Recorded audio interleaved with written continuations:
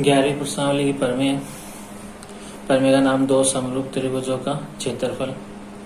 ठीक है, most important है। प्रश्न कैसे आएगा? सिद्ध कीजिए कि दो समरूप त्रिभुजों के क्षेत्रफलों का अनुपात उनकी संगत भुजाओं के वर्गों के अनुपात के बराबर होता है। ठीक है, दो समरूप त्रिभुज दे रखे हैं, तो मान लिए दो समरूप त्रिभुज है ABCDEF।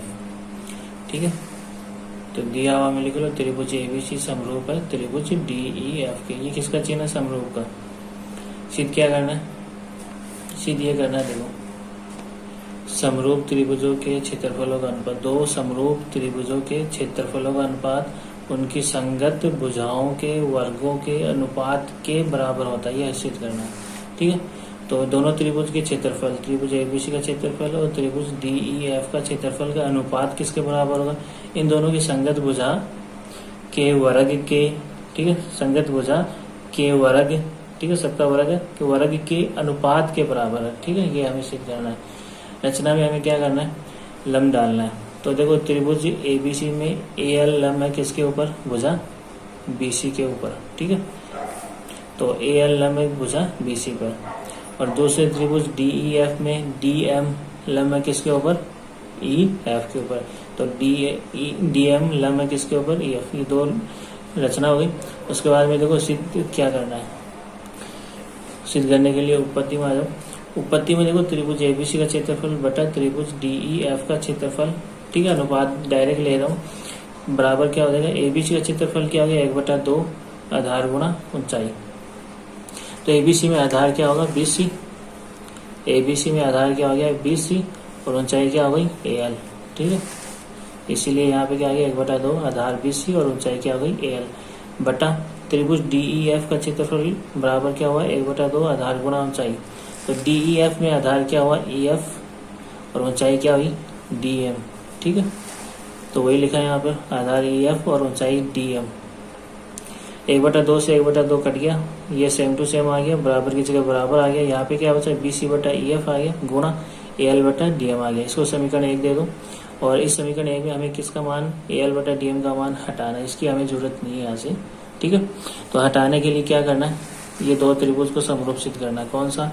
ALB, ठीक है, ये वाला, और दूसरा DME। इन दोनों त्रिभुज को हमें क्या करना है? समरूप सिद्ध करना है। तो देखो उसके लिए यहाँ पे लिख लिया त्रिभुज ALB व त्रिभुज DME में क्या है? ये दोनों कोण बराबर है। कौन सा कोण? ALB ये L और कोण DME यानी M, दोनों क्या 90 डिग्री की है रचना से। चित्र में देख लो ALB ALB यानी ये वाला कोण, और दूसरा कोण कौन सा? DME यानी ये वाला कोण, दोनों 90 डिग्री की रचना से। वही लिखा हमने यहाँ पे।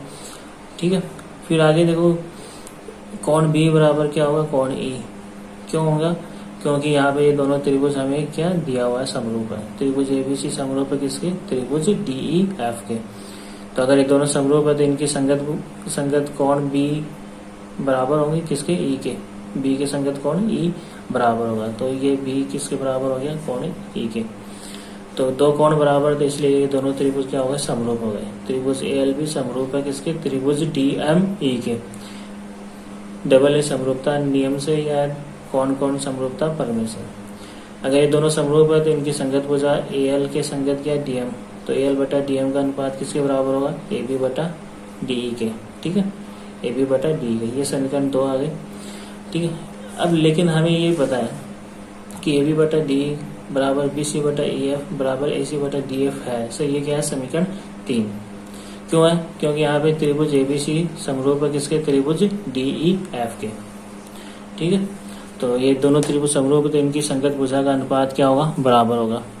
तो समीकरण 2 और 3 से हम क्या कह सकते हैं? देखो समीकरण 2 और 3 से AL/DM का मान AB/DE, BC/EF का मान भी AB/DE, यानी AL/DM और BC/EF दोनों का मान क्या आ रहा है? बराबर आ रहा है।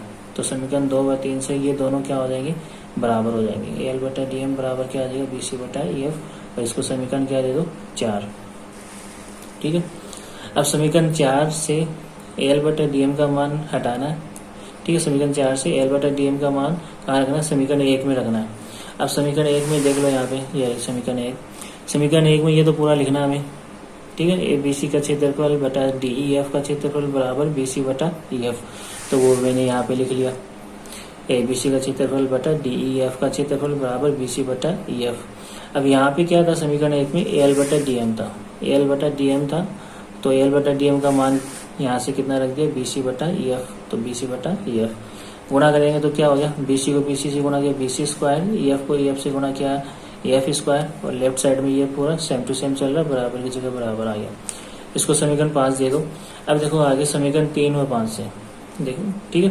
अब समीकरण 3 और 5 से देखो क्या है, समीकरण 3 ये रही, बी सी बटा ई एफ का मान किसके बराबर है, ए बी बटा डी ई और ए सी बटा डी एफ के बराबर है, ठीक है। तो ये समीकरण 3 से बी सी बटा ई एफ का मान ए बी बटा डी ई और ए सी बटा डी एफ कहाँ रखना है, समीकरण 5 में रखना है, ठीक है।